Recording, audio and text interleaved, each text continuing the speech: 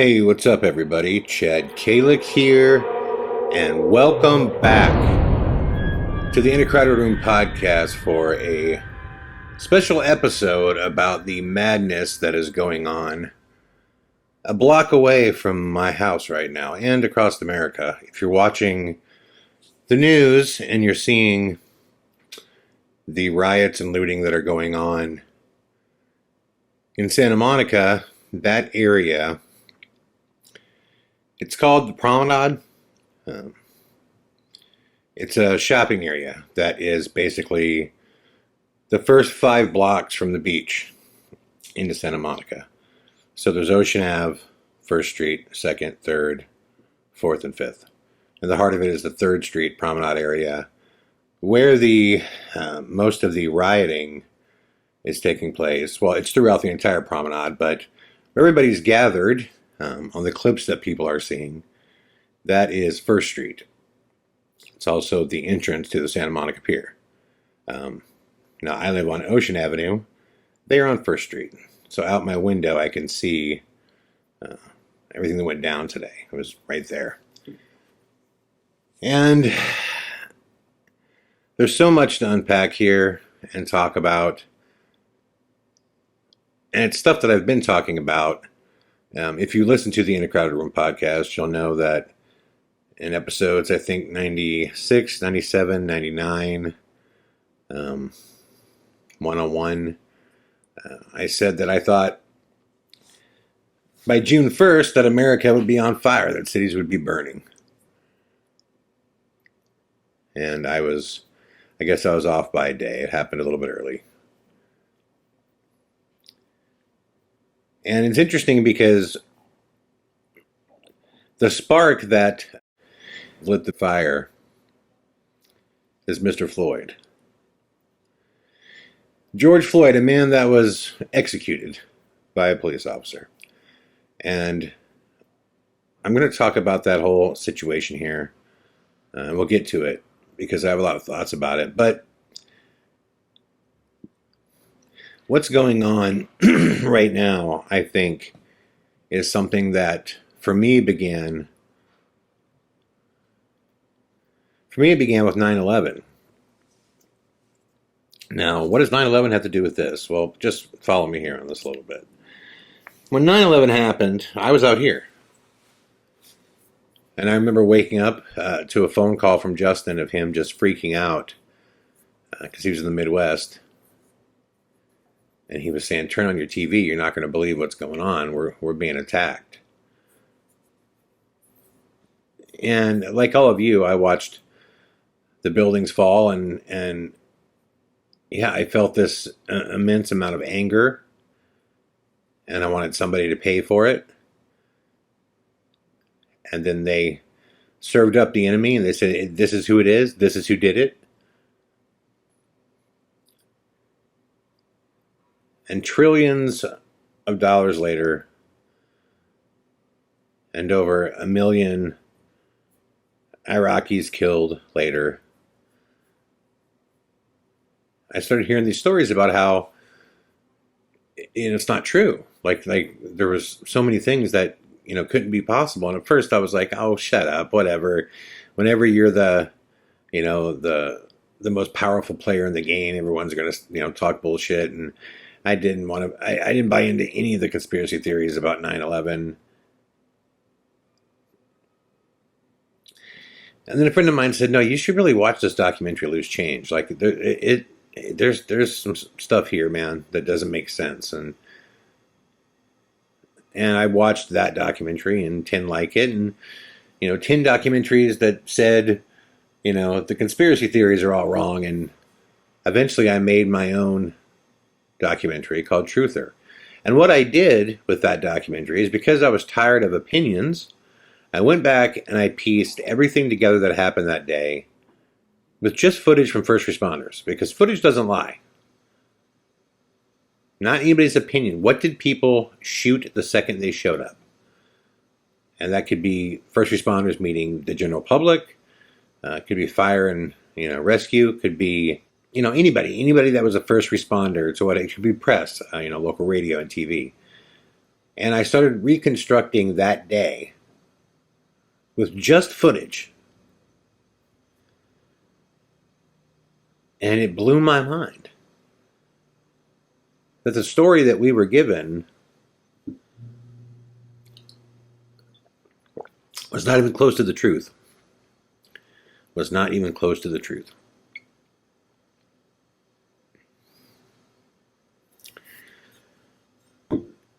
And that was the first time where I ever felt like, man, if this happened here and we're completely lied to, like, what can we believe, right? And just making that film, it put such an immense distrust. For me, to my government, I didn't trust anything because the lies were just so brazen. They were so brazen. They knew there were no WMDs. I mean, Colin Powell sacrificed his career, was told to go out and sell a lie to Congress and to the public. So they get trillions of dollars and go fight this war that we didn't need to fight. And then you find out what the war was really about.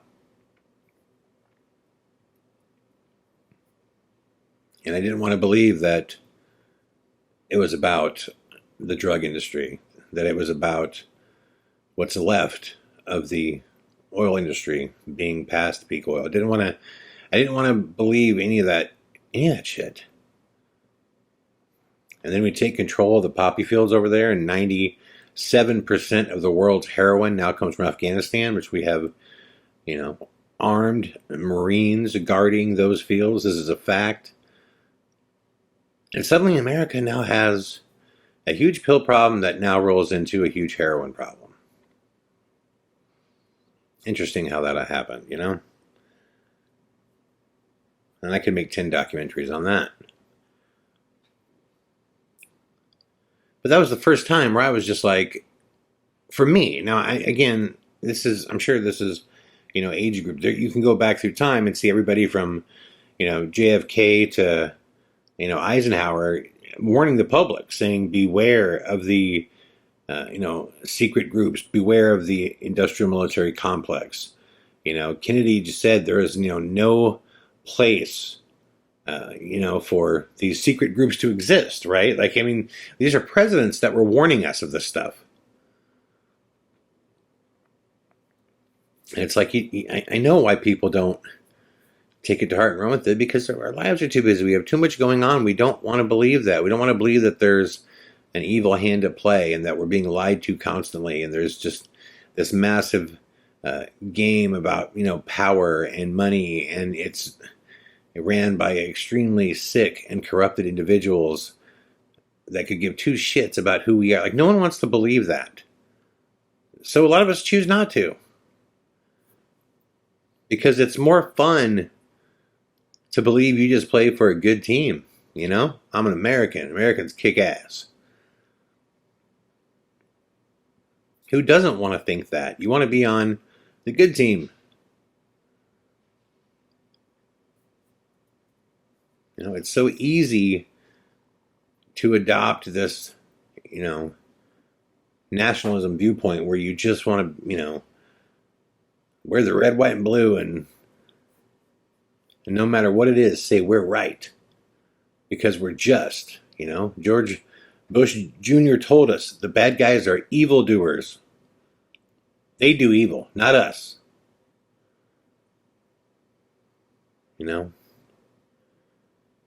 We can't allow other countries to have nuclear weapons. We can't allow them. They're too dangerous, right? We can't allow that to happen. While we have more than anybody.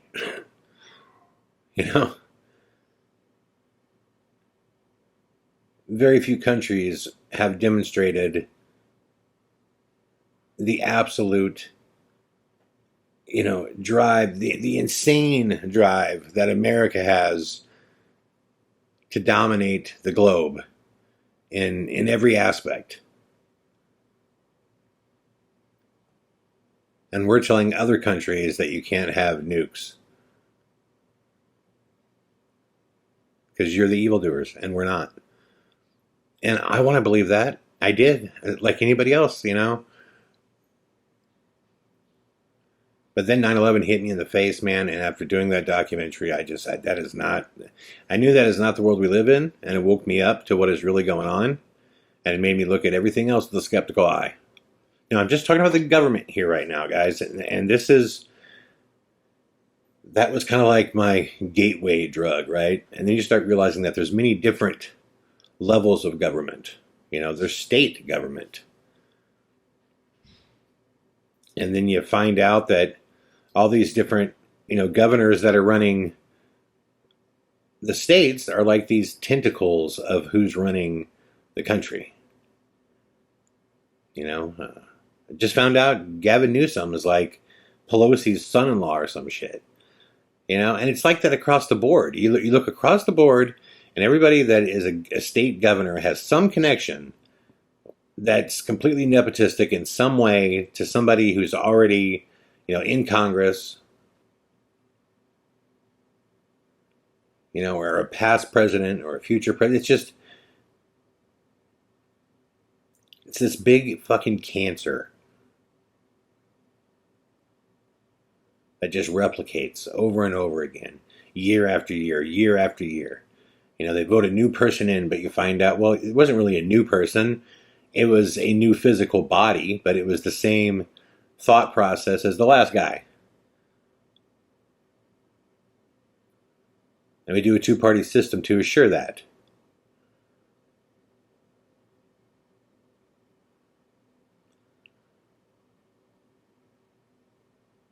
So that was 9/11 was it for me. That's when I first started thinking, man, I don't trust it. I don't trust what's going on.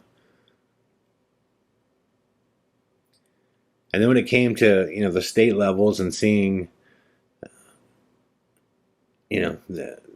this footage of Floyd, this was not the first footage we've seen. How many times have we seen black men executed by police officers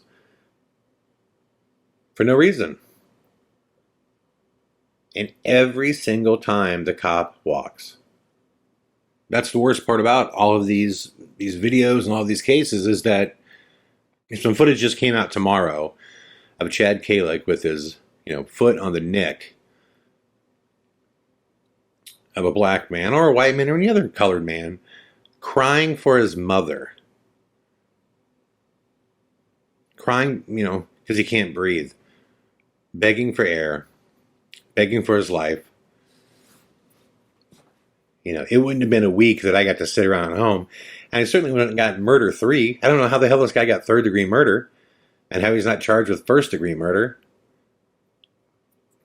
And let's talk about cops in general here. I always hear, people always say, well, listen, most cops are good.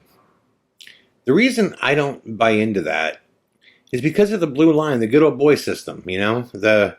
One cop killed George Floyd, but didn't 4? 3 police officers stood there and watched it. None of them, restrained him. None of them ripped him off Floyd. None of them went and got him and turned him in. When they say that most cops are good cops, I don't believe that. I believe that you got to judge each situation on its own merit. I do know police officers personally that are outstanding at what they do. That I'm very thankful that they are in their position. But why would I extend this blanket statement as though I feel bad about saying that there's this good old boy system where they all protect each other and they break whatever rule they want to break when we've seen this over and over again? But then people always follow it up with that statement. But you can't let a few bad eggs, Is it a few bad? We don't know that. What? Why am I saying that this, this cop is dirty and this cop is dirty and this cop is dirty because of this footage, and then feeling bad right away and going, yeah, but most of them are good. The truth is, in my lifetime, In most experiences that I personally have with police officers, more often than not, I was frightened by the police officer. More often than not. Like I said, I have some friends that are cops that I think are tremendous at what they do. And I have been in some occasions where I have called for a police officer and he came and he's very helpful. But I've also been pulled over and harassed by a cop. I mean, I got harassed 2 years ago by a cop that pulled me over for texting. I was even going 15 miles an hour and I get pulled over in Marina Del Rey. And he tells me that he watched me text and that I almost caused an accident. And he was on a motorcycle and I was driving.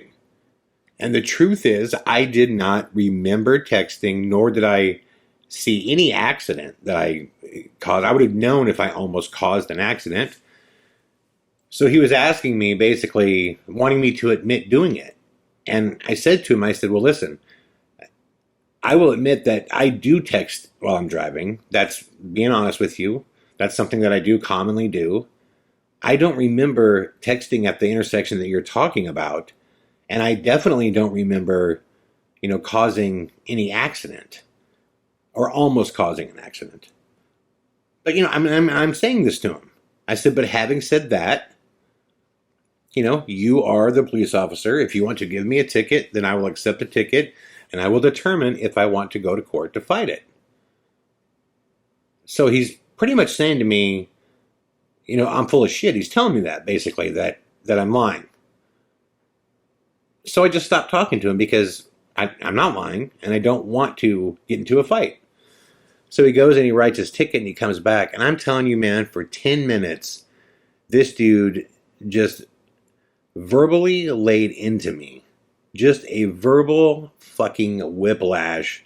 Like I was the biggest lying SOB on planet Earth. And that basically, his job every day is, wiping the ass of people like me who cause all these problems and, basically think their shit doesn't stink and all this. And he's telling me all this. He's saying like all this. I'm just like sitting here going, oh my God. Like, can I get my ticket and go? And he says to them, he says like, am I bothering you? Do you have somewhere you have to be? And it's like, the answer is yes. Yes. Yes, I do. I've already said I didn't remember doing it. If you say I did it, give me the ticket, and I will think about what I want to do. What more do we have to discuss? But it was this power trip. It was just this power trip. And the power trip, I see it in police. It's ever present. It's ever present. I've seen it so many times in my life. So this whole idea that most cops are good, I don't believe that. I don't believe that. I believe there are a ton that are. And I believe that it's a necessary position. And we should be thankful that there are people that wish to do that position. Because I would not do it. I would not be a police officer because I know I don't have the temper for it. I just know. So I wouldn't do it because I know that's the wrong place for me to be in society. But I also know that I'm mature enough to say that. And there are people who aren't mature enough to recognize that and say that. In my high school, there's two guys I know that are now state patrol police officers. And man, I'm telling you, both of them were bullied on, picked on dudes that love nothing more, than to be the guy in power that can control your whole world and can fuck it up for you if they want to. There's a lot of that going on. There's a lot of that going on. So I don't know. I don't know the percentage of police that are good. I don't know. Again, I would love to think that it's like 95%, but I would also love to think that our government was good, And I'm sure there's tons of great people that work in government. Of course there are. But there's an overwhelming amount of bad ones.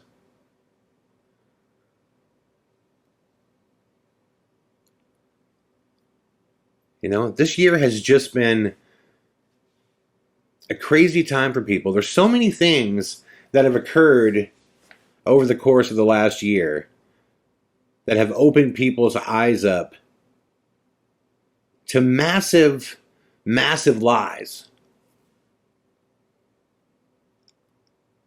that basically demonstrate how corrupt the world is, specifically our country, our government. I mean, so much goes into these riots right now. Like I said, for me, it started way back with like 9/11, but even things like, Epstein. You hear about Epstein, Jeffrey Epstein. What? This dude was trafficking and raping young girls, and he's flying around with Clinton and Prince Andrew, and like, I mean, Trump used to hang out with him. Like, all of these people are like going to this island, and none of them want to say how they knew him, how they met him. And then the guy goes to jail, and we know, oh shit, all these stories are going to come out, and all this, a massive amount of information is going to be exposed about a massive group of people that are very powerful. And suddenly he, quote, commits suicide, only to find out from Dr. Michael Baden that it wasn't suicide. And now they say he's either alive and somewhere and doing well, or he was killed. This should be like the biggest story in the world, and we all know it. This should be like story number one on the head of every magazine. This guy was, selling and raping kids. And that's what he did. He had a plane called the Lolita Express that he flew to this private island where he had all these, kids there. We learned that. We learned that all this is going on this year. And, it was brazenly in our face. It was just stuck out there. Like, this happened, and no one's paying for it. And no one's really digging into it now. So why is that? Why is the press not all over that?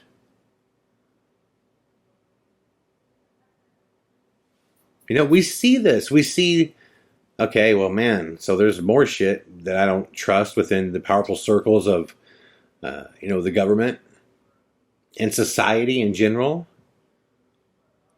And yeah, look, even the UFO stuff we talk about so much. For years, we're all told you're an idiot, you're insane, you're a moron if you think that UFOs are real. You're tin hat wearing freaks. And then now, yep, they're real, everybody. No apology, no I'm sorry, no nobody from the government coming forward to say, hey, yes, we've known these were real forever. We didn't know what they were, so as a matter of national security, we made the decision to just deny things. Like, no, there's no apology. There's nothing. Just, yep, now they're real. Yeah, for all the lives that we destroyed making fun of people and embarrassing people, and yeah, well, whatever.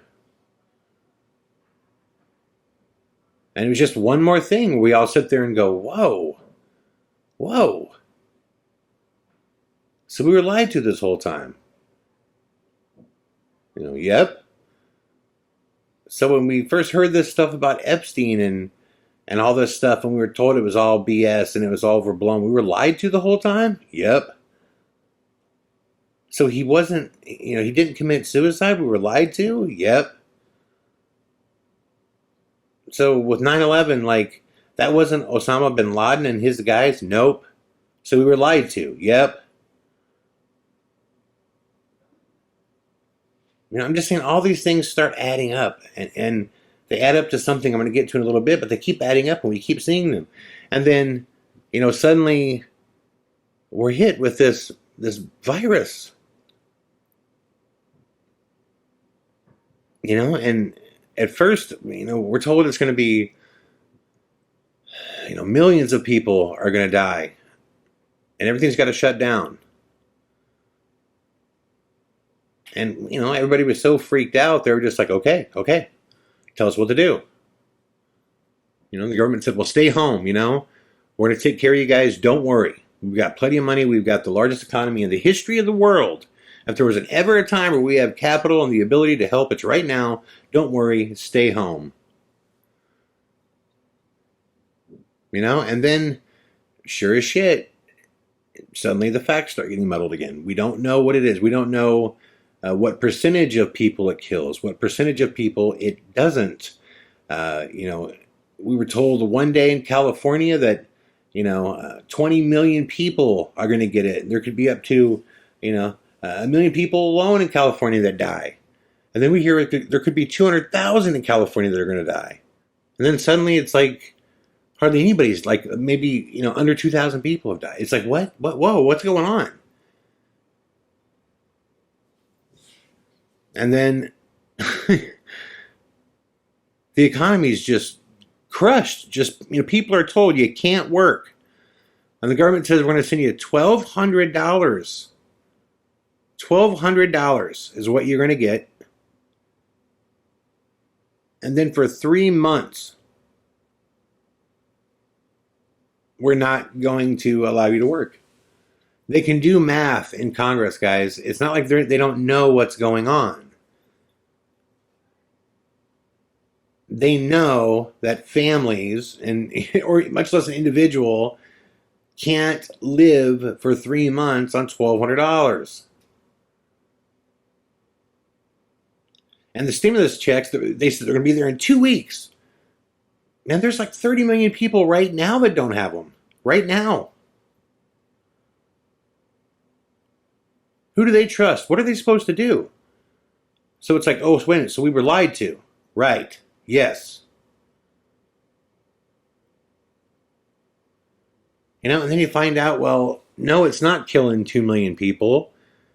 It's killed 100,000, which that's a lot. It's way too many. But it's also comparable numbers to a bad flu.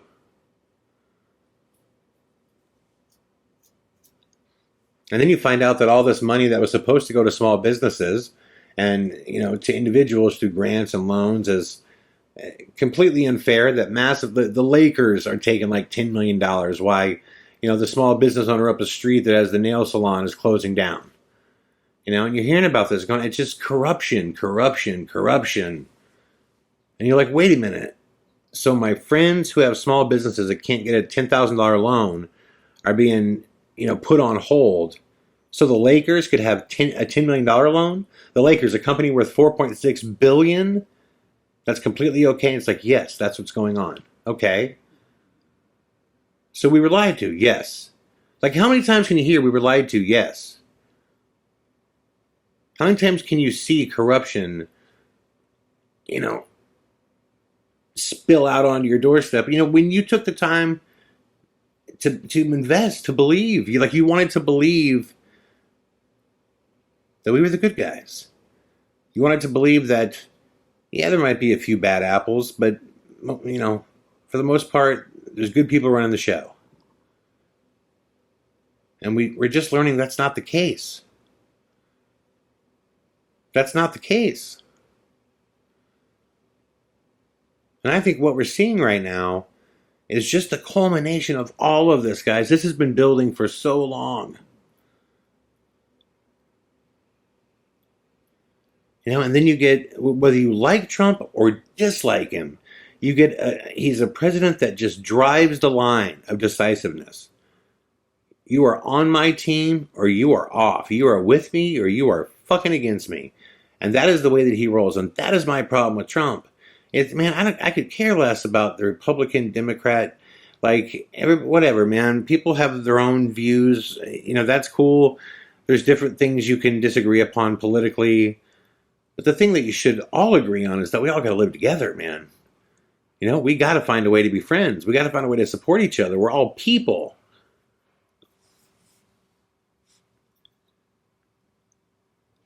So I'm sitting here the whole time doing everything I can to try to get my industry to start going back to work. And pushing as hard as I can, like anybody else, like all of you, to get back to a life of normalcy. And then we see this police officer choking this fucking guy. This innocent man. And when I say innocent, yes, I mean innocent. There's nothing, I keep hearing, well, there might be more footage. Guys, they are not going to be able to show me any amount of footage that is going to make me go, yes, it was okay to choke him with your boot heel until you're dead. There's nothing they're going to show me that's going to demonstrate that. Nothing. I mean, guys, this is all happening because nobody trusts anything. No one No one trusts anybody, man. Like, and I understand why there's riots, because we've heard the thing where the poor and the disenfranchised are told, you guys play nice. You guys play by the rules, okay? You guys do. We're going to be corrupt as fuck, the state government here, police officers, the good old boy system. We're going to be corrupt as can be. You guys play nice.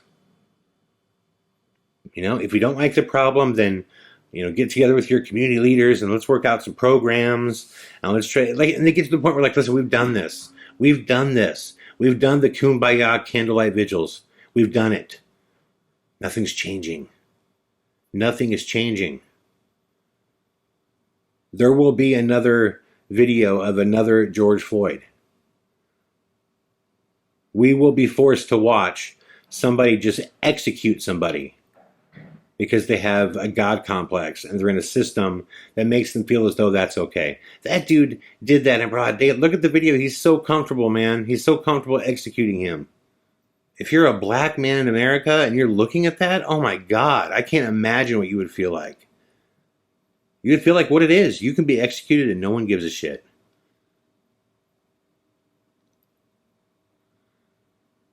Now just add it all together, man. You have that. People are tired of seeing that, and nothing happens, and nothing gets done. And then put on top of it, people are broke. They're broke as hell right now.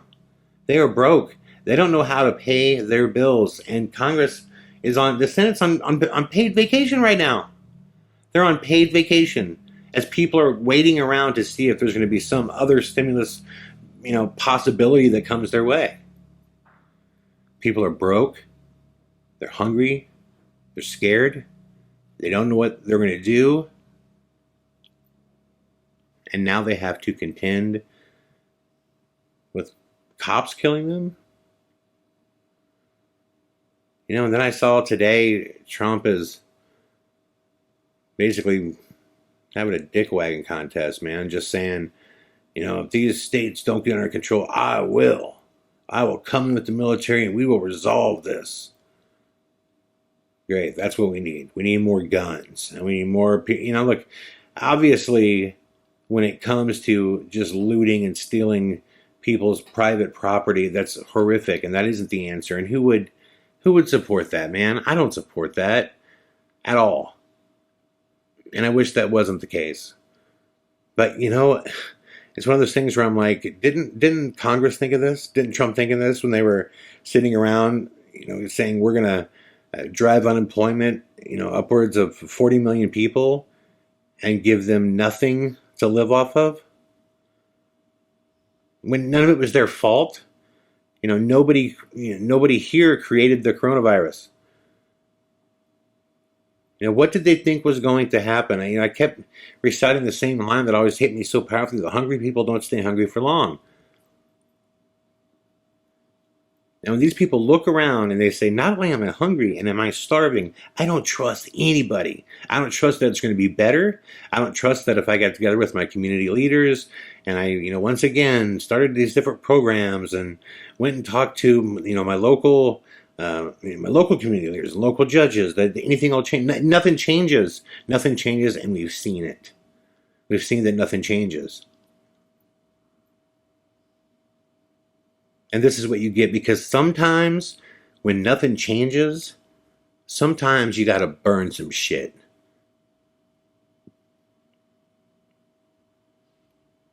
Sometimes the powers that be need to not feel so comfortable.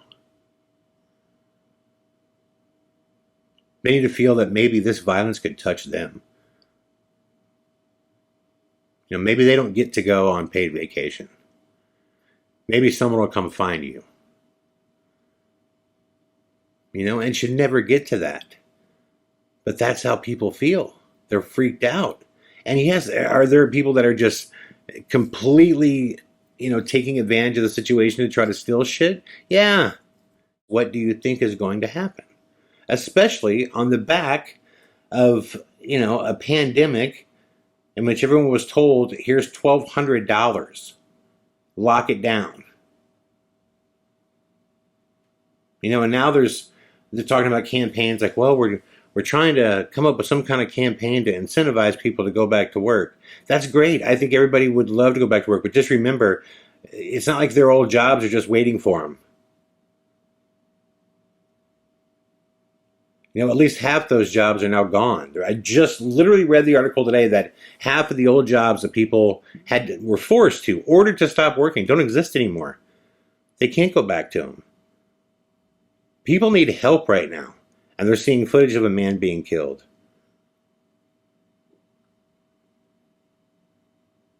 We're in a bad place, man. We're in a bad place, and I pray to God that we all come together and find a way to support each other, and not don't burn down the local food store, the grocery store. Don't burn down the local dentist. Don't do if you want to take a message, take it to the governments. Like, take it to the town hall, take it to the police station, take it to the governor's mansion, whatever, man. Like, go to those people. And if police, and I believe this, that there are a lot of good ones, they got to step forward. It's not enough to just say, oh, well, there's most police are good. No, they got to step forward.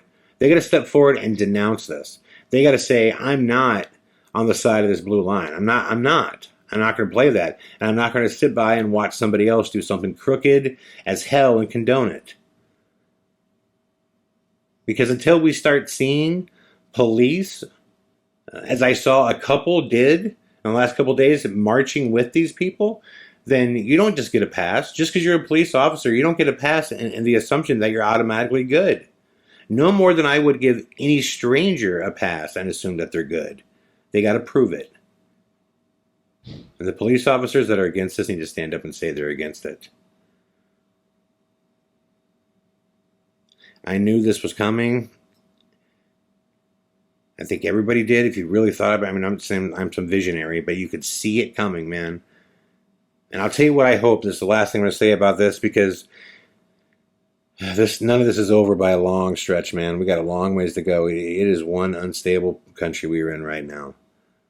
One thing I will say is, if you want change, you need leaders.